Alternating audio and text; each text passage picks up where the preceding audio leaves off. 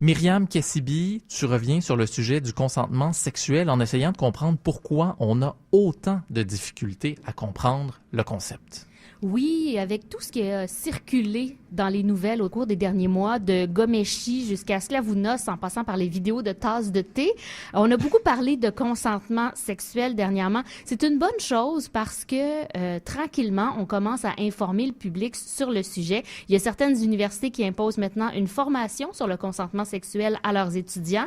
Le ministère de l'Éducation aussi vise une implantation du programme d'éducation sexuelle partout dans le Québec dès la rentrée 2017-2018. C'est des initiatives qui sont nécessaires. C'est très bien d'agir à l'école, à l'université, mais peut-être qu'il faudrait faire quelque chose avant.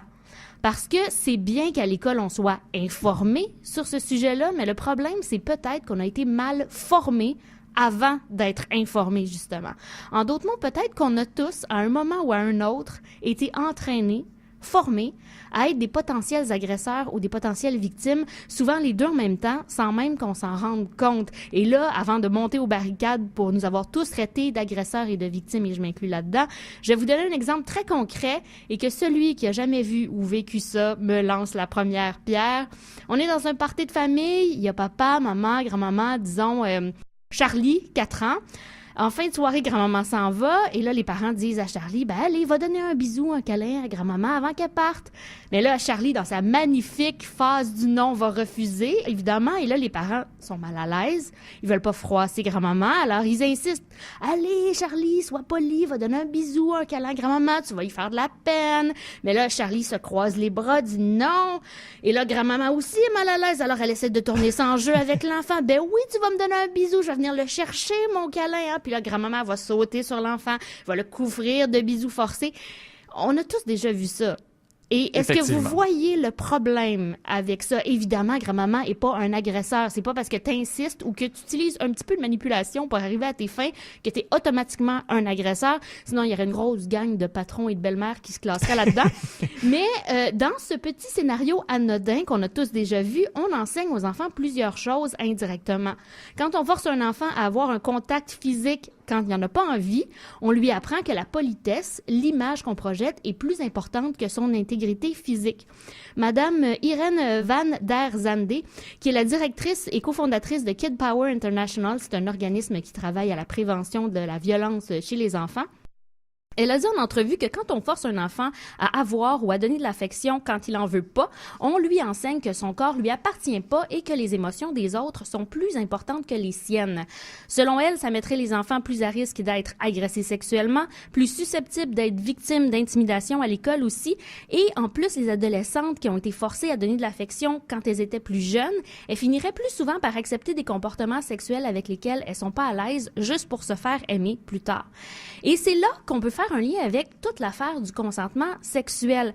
Parce que quand un enfant dit non à un contact physique avec un adulte et qu'on respecte pas son refus, on lui enseigne que si quelqu'un est plus grand, plus fort, plus haut dans la hiérarchie et qui veut un contact physique, ben son refus, il vaut rien. Et on lui enseigne que sa vulnérabilité peut être l'opportunité de quelqu'un d'autre.